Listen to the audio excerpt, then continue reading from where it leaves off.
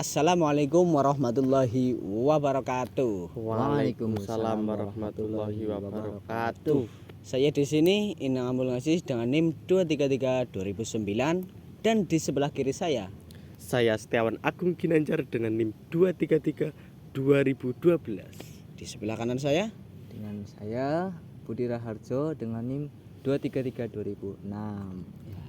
berkumpulnya kita di sini bukan tak lain adalah untuk menyelesaikan tugas dari mata kuliah KNU-an, yaitu dengan tema membangun dan mengembangkan generasi muda NU. Iya. Seperti itu.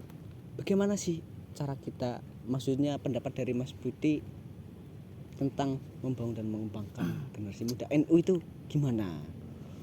Generasi NU ya. Kan sudah ada organisasi ya di NU ya. Khususnya pemuda yaitu IPNU dan IPPNU ya. Ya. Nah, yaitu kita harus mengubah mindset kita ya, agar kita berkembang ya. Ya. Mindsetnya yang jadinya tetap jadi berkembang. Jadi bagaimana caranya kita berkembang bisa mengembangkan NU itu bagaimana itu caranya? Iya, itu gimana yang dimaksud mindset berkembang itu gimana? Ya kita mengikuti zaman. Oh iya. Apalagi sekarang kan zaman digital ya, digitalisasi. Oh, itu Bagaimana? mulai masuk ke zaman digital. Nah, Mas Iwan, ini dalam era digitalisasi sekarang itu bagaimana kita memainkan digitalisasi agar lebih pro kepada kita untuk membangun generasi muda, terutama di NU itu. Ya, pintar-pintar kita bersosial media, Mas. Sosial media itu parah sekali, Mas, sekarang. Ya, untuk itu apa? Efek negatifnya juga lumayan Efek banyak. negatifnya banyak. Hoax apalagi banyak. Di Jempolmu harimaumu. era sekarang, ya Allah, sulit, Mas. Mungkin ya kita kita tetap bermain sosial media ya. Semua orang pasti loh, hampir Semua pemuda-pemudi NU loh itu pasti bermain sosial media. benar. Itu kita juga perlu mengikuti era seperti itu. Ya. Karena di mana ada sisi negatif, pasti di situ ada sisi positif. Nah, seperti itu. Nah, kita sebagai pemuda NU ya, karena kita ini tidak ada pemudinya ya kan. Jadi benar, kita benar. pemuda. Iya. Nah, iya. Kita harus pintar-pintar memanfaatkan sisi positif sosial media. Nah, seperti untuk menambah referensi kita, menambah wawasan kita. Nah, kita mau nambah wawasan, kemudian kita itu direalisasikan. Contohnya bagaimana? Contohnya kita ya sebagai pemuda yang berorganisasi dalam IPNU. Nah, ketika kita mengadakan suatu kegiatan, kita membuat pamflet dulu, kemudian kita sebarkan di sosial media. Nah, yang kemudian ada orang yang belum masuk. Nah, itu kok ini apa ya? Kok kelihatannya menarik. Jadi Nah, kepo ya. Iya, jadi kepo. Nah, itu pintar-pintar kita dalam mengolah sisi positif dari sosial media. Benar. Nah, seperti itu. Juga sekarang kan banyak ya, Mas. Dakwah itu lewatnya sosial media itu loh, Mas. Ya, sekarang marak, banyak. Iya. Itu juga dakwahnya itu enggak semua dakwahnya itu benar, Mas. Masih ya sisi positif negatif, Mas. Maksudnya gimana itu? Ya dakwahnya kadang ada yang kadang ada yang enggak pas gitu loh, Mas. Itu bagaimana cara kita menanggapinya? Contohnya yang ini makuli itu. Iya, nah itu